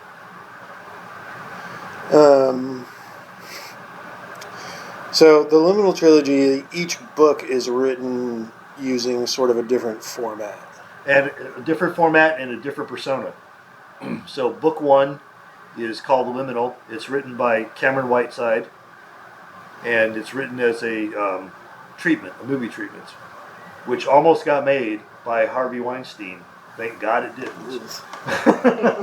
Like right about that time is when he started to go through Me Too, and so I hadn't signed anything with them, and I'm like, snatch, no thanks. And so the second book is written as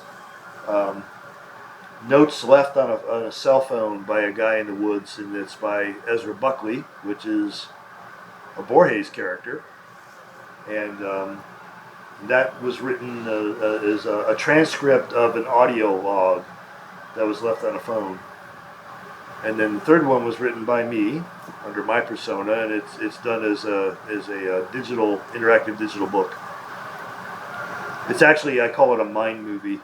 So it's published as digital only, and it's a graphic novel, but it's laid out like a movie. So there's notes and everything about like video games and movies and stuff, and it looks like basically Like a director's treatment my inspiration was looking at the stuff that Stanley Kubrick used to leave behind about the movie he was going to make, and it was just like pictures pasted in books, and so people like Coppola, like all the stuff he wrote about Apocalypse Now, and that was the inspiration. It was like this guy who was like me, this guy who was like going to make a video game, and it didn't get made, and the story is like that is the truth.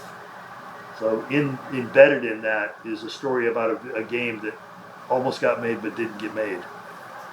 And so that's in there, like the game, like notes from the game and all of those are real notes from a game that I developed for Uber in 2014. And they got it, and they said,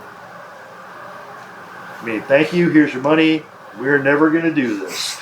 Because it was a horror thing. And they were like, the marketing people were like, no. Because it was like an ARG horror thing, and I was going to do all this thing to like scare the shit out of people, and they're like, this is a lawsuit waiting to happen. I'm like, okay. So they didn't let me do it, but they gave me the rights back. So it's embedded in the graphic novel is a game, an ARG that was going to get made and never got made. So all the notes are there, are real notes that I did in 2014. I was high on a handful of things when I read Liminal, but I feel like it would have shook me a little bit either way. Most people it did, one way or another. Some people had like legitimate breakdowns after they read it, and they had to call me, and I had to talk them off a ledge. Oh, I texted you the next morning, and I was like, I'm not totally sure that you didn't just infect me with something. Well, that was the intention. I wanted you to think that I'm still not totally and sure. I did infect you with something. It's whatever infected me up north. Yeah. I brought it back with me, so you got it.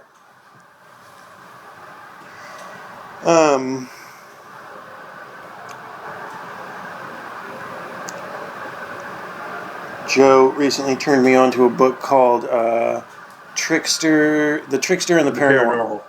George Hansen. If you haven't read it, read it. It's a phenomenal book. It starts out as I thought it was going to be a UFO book, and so I almost didn't read it. Like my friend Dave Metcalf, like, you got to read this. I'm like reading. I'm like, oh, Dave, why? You know I don't like this shit. And then I read a little bit more. I'm like, oh, okay, Dave, I get it. Dave's never steered me wrong, so I was like going to be disappointed that he did, but he didn't. I feel like the best way to explain that book to somebody is to tell them what it's not about, because yeah. That's a smaller. You know, the thing that I loved about that book, the approach, Hansen, because I'd been studying this stuff for a long time, and I'd come to the conclusion that you can never just talk about this stuff. You have to talk about it sideways, because if you start talking about it, it disappears, right? And so Hansen, like when he said that, I'm like, you know what you're talking about. You've been here. Like, you're one of us. You definitely get it. And I've heard Hansen, he's really funny. Like, in interviews, he's hilarious because he's kind of grumpy. Yeah. but he's right. Like, he has no patience for fools. Yeah. He doesn't suffer fools well at all. So he did an interview with, did anybody know who Jason Horsley is? Oh, yeah. Yeah. He did an interview with Jason Horsley. On what's his cast called? I forgot, yeah, but you know it. Yeah. Yeah. So Jason was coming at this very, like, George was like, no, that's not what I meant. And so he kept correcting him the whole time. I'm like, oh man, what a grumpy old man. But he's not wrong. There's this feeling in reading the book that he is very reluctantly thrust into what he's dealing with. Well, he is. You can tell. He's like, I don't want to have to do this, but somebody has to do it. Yeah. Yeah. And basically he started off in stage magic, and that took him to sort of a great Randy debunking. Yep. Not exactly debunking. Not as he was. But he was looking in good faith. Yeah. And which I don't think the Amazing Randy ever was. Right. No, me neither. And because he was looking in good faith, he found something in it. It freaked him out. Yeah, good. But Those are the reports I want to hear. how much like the trickster deity sort of like is the model agnostic deity in a way. It's always there. People like to break the trickster archetype out and separate it from everything else, and you can't do that. But the trickster archetype is so powerful because it's everywhere. In some degree, it's in everything and everywhere. I mean, that's why look at quantum physics. Right. Yeah, exactly. So, I mean, that's the first thing that, like, the reason I got into quantum physics is because I met Nick Herbert. Robert Anton Wilson got me onto it. Then I met Nick Herbert. He became one of my best friends, and like I really got into it because Nick is a trickster. There's no two ways about it. An actual mad scientist. He's an actual math genius trickster. If you ever hung out with the dude, he does some amazing shit.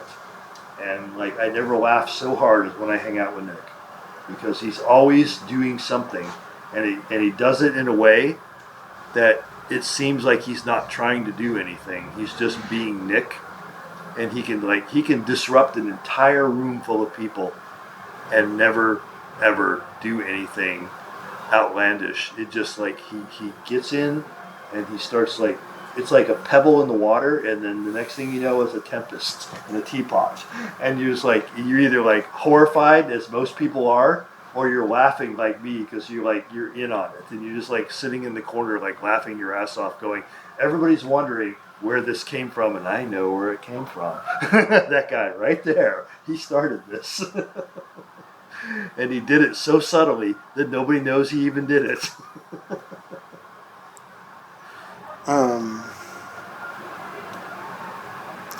So much of the source material for Hansen's like analysis of the trickster is literary analysis. Yeah. And he makes this weird connection between,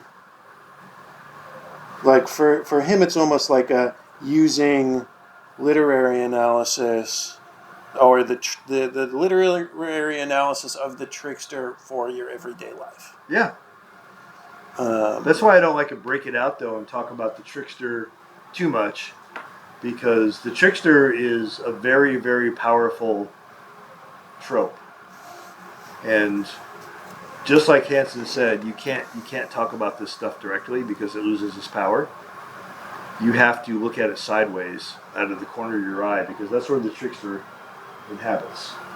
It's like that thing you thought you saw, but you didn't. So look, I guess I didn't see anything. You know? Like we all do that all the time. That's the trickster. That's one element of the trickster. Yeah. Made you look. Back to stage magic. Yeah. Don't look over here. Yeah. Misdirection. Yeah. And that's what gives it its power, because if the magician comes out on stage and tells you, I'm going to chop this lady in half, but it's not really me chopping the lady in half. This is what I'm actually doing. And then they tell you about what they're going to do and how they're going to do it, and then they do it, and it's like, that sucked. You know? It's like somebody told me the other day with my stuff and stuff like my stuff is that there should be a disclaimer in the front of the book that says nothing in here should be taken seriously, blah, blah, blah. And I'm like, why? It's like, do you want to pick up Alice in Wonderland and read like 3 pages of disclaimer before you read the story? I don't. It's going to ruin it. It's like, hello, you know, like we all have like this unspoken rule that like we're suspension of disbelief. You know, it's like we're doing this. Like, okay, it's cool. The lights are gonna go down. We're gonna watch this movie, and nobody's gonna stand up and go, "That's not real." You know, it's like, no, we're not gonna do that. We agree we're not gonna do that. You can do it afterwards, but don't do it during the movie. But we are in a weird place, and we should probably wrap up soon. But we're in a weird place right now in our culture. Is people have lost the ability, and I am not really. I don't know exactly what to blame it on because I did a whole week full of radio interviews this week, and people kept asking me like, what caused all this, you know? And I'm like, 15 things, 20 things, like, you know. But we are in a place right now where people feel that nothing is real, which is really the way things are. But because they don't have grounding, we have a bunch of people walking around who are failed initiations because they didn't have anybody to go to when they had the initiatory experience and say, what the fuck is happening? Because we don't have elders who are sticking around and taking the responsibility that we have as elders. And I'm 63 now, so I call myself an elder. I'm not sticking around and saying, you know, I'm taking responsibility for this young generation and I can be the person that they can come to. I make myself available to people if they ask me. You know, and if I can't help them, I tell them, I can't help you. You probably need to get psychiatric help or something like that. But, like, I will be there for them if I can. And we don't have rites of passage for young people. Like, there is no rite of passage. So you've got a bunch of failed fucking initiations wandering the planet, bumping into each other, a bunch of elders who didn't accept their responsibility, and a bunch of young people who failed their initiations. And some of these elders probably failed their initiations. You know? It's like multi-generational failed initiations. All bumping into each other, going, how did this happen? It's like, don't ask me. You know, like, I'm just a dude on the radio. Ask yourself, like, how did this happen? How did this happen? And I think I just answered for myself. Like, if that doesn't work for you, cool, I get it. But that's my answer. Is like, we didn't take responsibility. We didn't take responsibility. This culture gives a fuck all about old people and gives fuck all about young people. It just doesn't care about people at all. If you're not a commodity, fuck you. That's what it's all about. If you're not something I can exploit, bye. I don't have time. I got to move on. I got 14 more companies to acquire and squeeze dry. So, part of the McKenna brothers' epic trip at La Chorrera was this idea of the solid state object at the end of history. The Mental object. yeah, Time. yeah. Right, but there was a part of it, like their description of it being solid state. Well, Dennis thought he was going to be able to enunciate and do this thing with his voice, Right. where they were going to have the Philosopher's Stone, Right. and that's something that shamans all over the world claim they can do. And so basically, if you're high enough on ayahuasca, and you do like their version of E-I-O-U, you know, something happens and you actually get a physical object. Yeah. Do I think that's literal? You know, But I've been high enough that I thought I did it. So. Well, so. I think Dennis did too. Oh, Dennis definitely.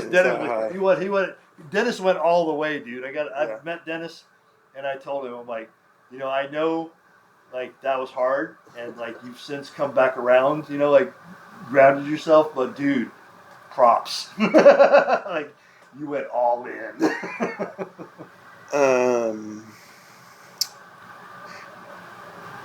Yeah, I really appreciated Eric Davis's comment at the beginning, near the beginning of High Weirdness, that there was sort of a certain amount of necessary privilege for all these dudes to go Yeah, as yeah, nuts as they did yeah. and be able to bring something back. Well, because you have somewhere to come back to. Right. Well, and you're allowed to get that crazy without being totally written off. Well, or you can come back to a situation where you can get uncrazy. Right. Yeah, yeah. And you know, like I suffer from that as well. Like I can come back to something. You know, I know people that didn't come back. Yeah. So yeah, it's like I also often say this, which is not everybody in the tribe is supposed to be a shaman. Because if everybody was a shaman in the tribe, we'd all fucking starve to death. Like, nobody would be hunting, and nobody would be gathering. You know, so you usually get one person that's really good at it, and you go do that thing, and we'll take care of you. Because like taking care of one person, that's not a big deal. It's like you go over there and sit in the cave until you see where the bighorn sheep is going to be next season, and then you come back and tell us. And if you're wrong, we'll kill you. But you know what I mean. It's like that's a function that we don't have in this civilization anymore. We don't have that function. Who's the shaman now? Where are they? What is that function? Sure as fuck ain't Elon Musk. You know. There's like a fun positive note in Henson's book where he talks about Kenneth Ring and the Omega Project. Oh yeah. Kenneth Ring researches near-death experiences. Yeah. And kind of did like a Jacques Vallée analysis of the near-death experience, and his conclusion was that like that and UFO abductions and whatnot are sort of these unconscious initiation experiences that are being thrust on people because there isn't a natural process that we're putting ourselves through.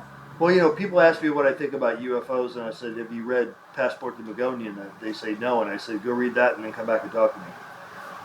Because that was the book that changed my mind when it came out, and I read that. I'm like, oh yeah, that makes sense to me. That's one of Vallée's earlier, when he really first proposed, like, this is a terrestrial thing. This is not an extraterrestrial thing. And before he gets kind of dark with it. Yeah, he got kind of dark in that trilogy. Yeah, he did. But I don't think he's all wrong. But a little darker than I like to be. But yeah.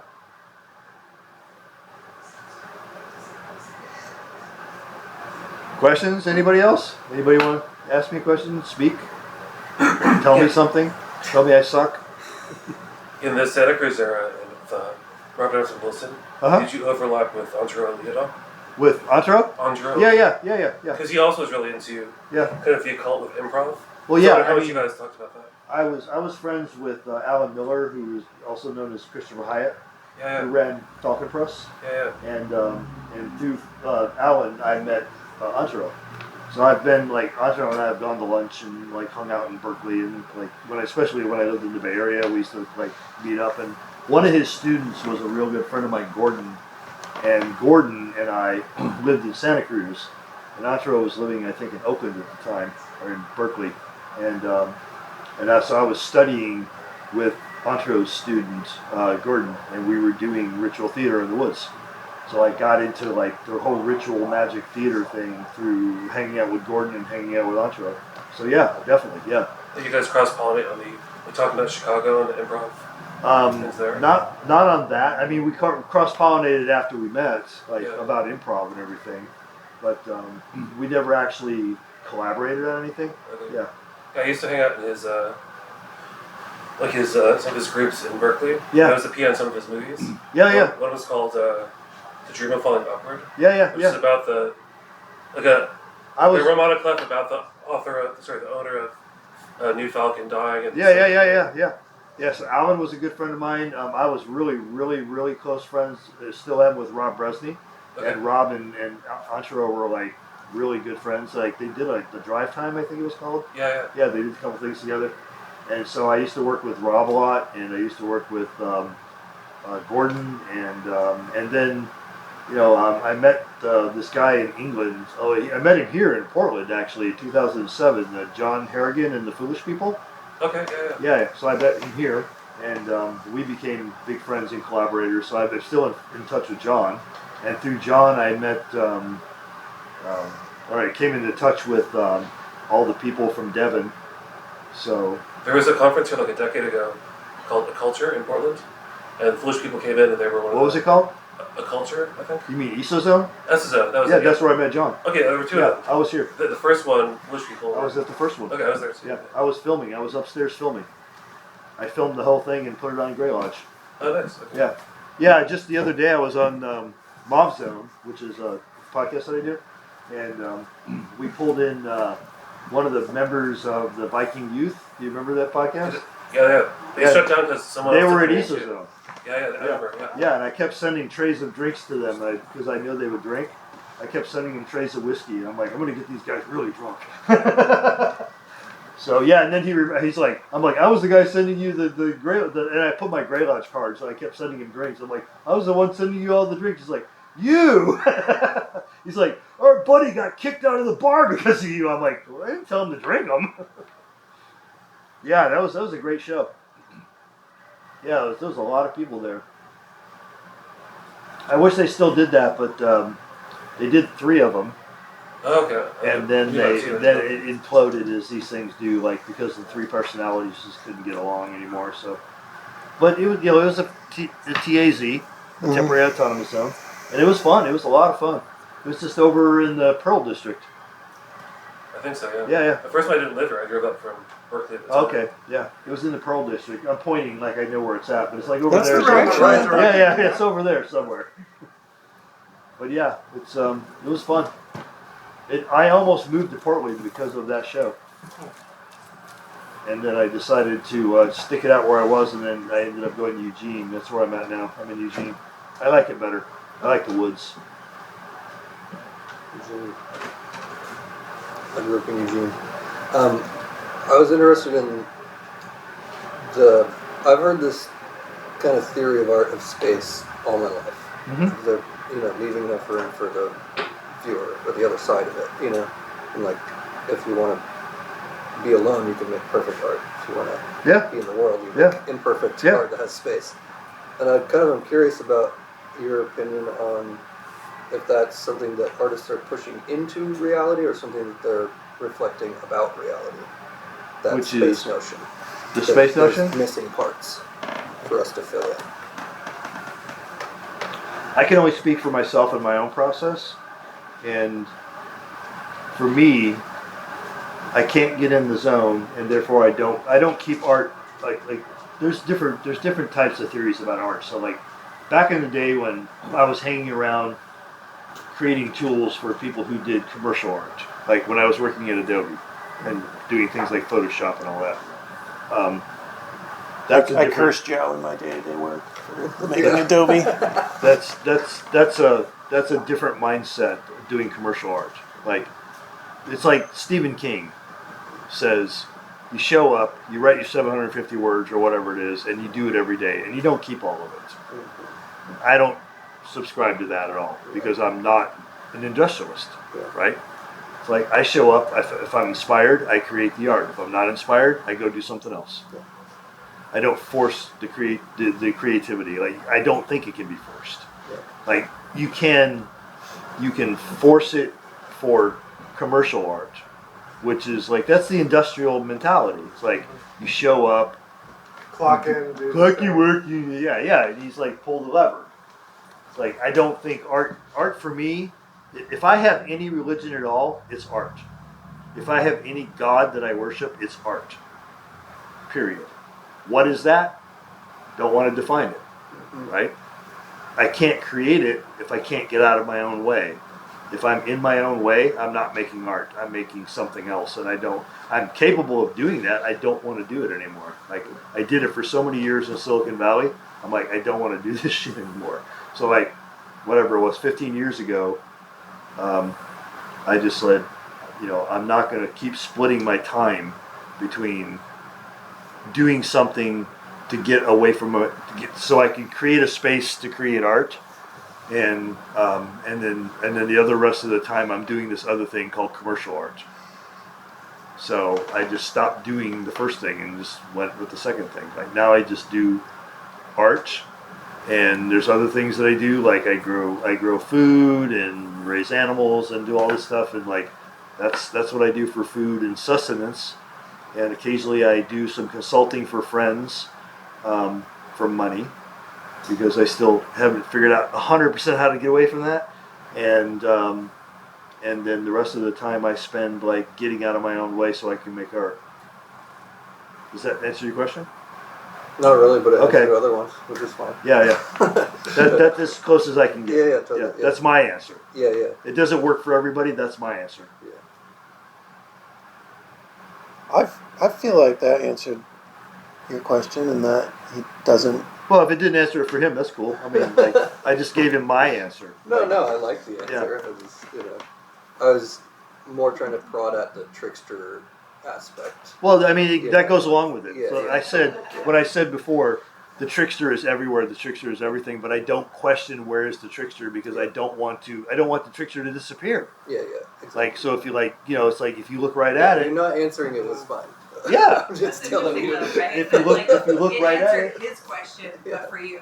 Yeah. That's a very interesting. If you look right at it, it goes away. You know, it's like it's always in the periphery. It's like oh, what was that? You know. That's like that weird little floating thing I have. Yeah, exactly. Yeah. It's like How weird is that to like have your question answered, but for somebody else's interpretation? Mhm. But If it doesn't you- answer it for you. Like that. if you actually see it, it's not the trickster. Yeah, and if they're not trying to arrest you, you're not making Yeah. art.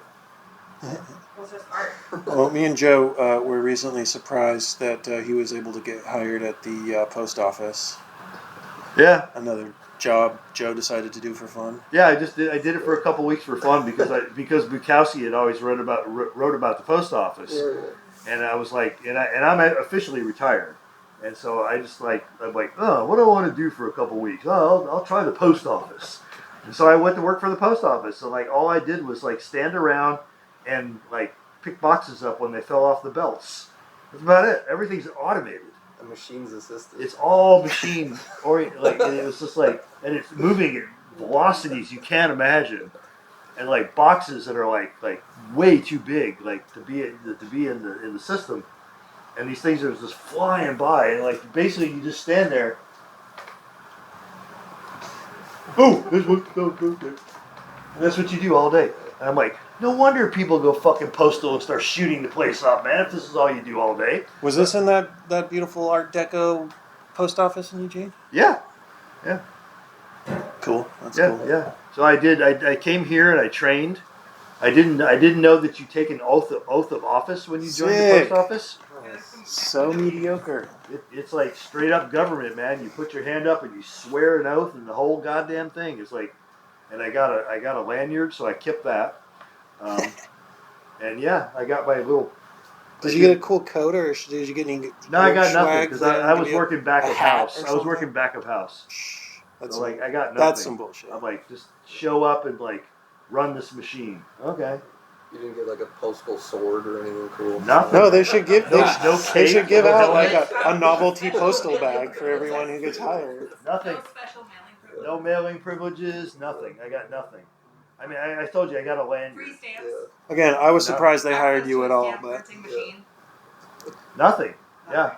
You even go through this whole class where like they tell you like if you get caught stealing stamps, it's like a federal offense. It's like all this crazy. that's sick. Yeah, I spent the whole day up here in Portland at this postal facility like out here, and On like Graham. I took a Uber. I don't know where it was, and it's out somewhere. And yeah, I spent all day. So locked me up and like made me take an oath, and it was crazy. You can't leave until you take the oath, bro. Yeah. Stamp. Yeah, and don't steal any stamps. It's like what? So yeah, I did that for a couple weeks, and then I told the dude, I'm like, this is cool. I'm glad you gave me this experience. I'm gonna leave now. He's like, well, your shift's not over. I'm like, no, you don't understand. I'm leaving. I'm going. That's my And favorite I'm way to keeping quit. the lanyard. The badge is mine. We're here not stealing stamps. Exactly. Come on, we gotta. Man, it was like so crazy. I'm glad I saw it. I'm glad I see how the mail gets delivered, and I'm so now when I go to the mailbox and I get something, I'm like, God, it made it, because I just watch how much shit people just throw things around they're sorting mail. And they're like, fuck it, just throw it away. But does it go back into like a loop where it then gets like put out again? Because I feel like with the postal Well, that service, happens. They're Like, just that gonna happens. keep mailing me that shit over and over. That no matter happens. how many times But, I like, don't put return to sender. I or, can't like, tell not you this how address many anymore. rolling I'm just gonna keep getting it. rolling carts full of mail I saw that just got pushed in the corner, and I'm like, what is that? I'm like, that's mail. We can't figure out what to deliver. It's the Who would deliver? archives. It's like, what? Like that's supposed to be going to somebody. But, All the lost birthday cards. Yeah. Somebody needs to make And a all radio the show sad about children that. in the world. Read Yeah. that shit on the radio. Yeah, you'd have to sneak in, but do like I did. They'll probably take you. They took me. The guy even